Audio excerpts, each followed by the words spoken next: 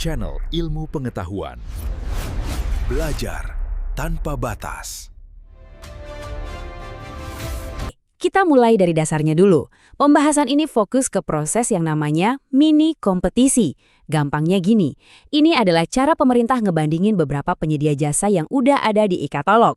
Tujuannya buat nyari harga dan penyedia terbaik.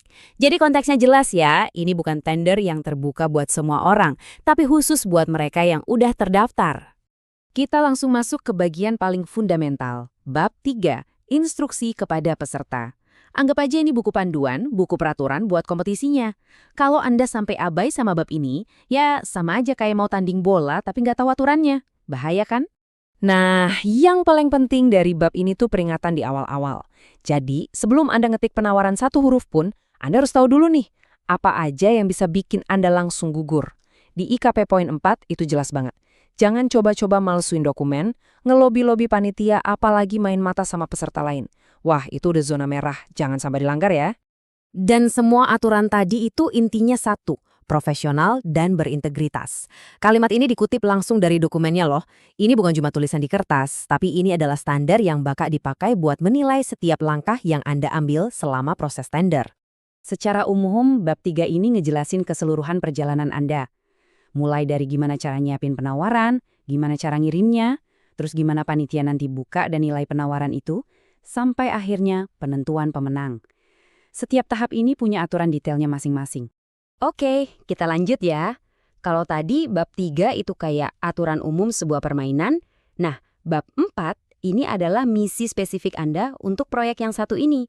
Inilah yang disebut lembar data kompetisi atau LDK. Poin ini krusial banget.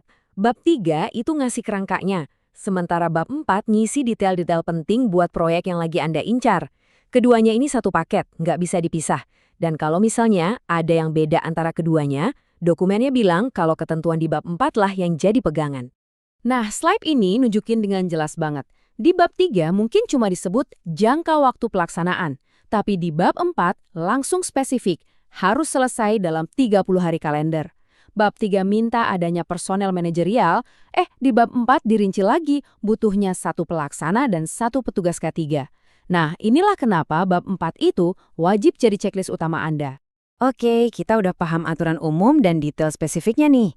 Sekarang kita bahas faktor yang paling sering jadi penentu, harga.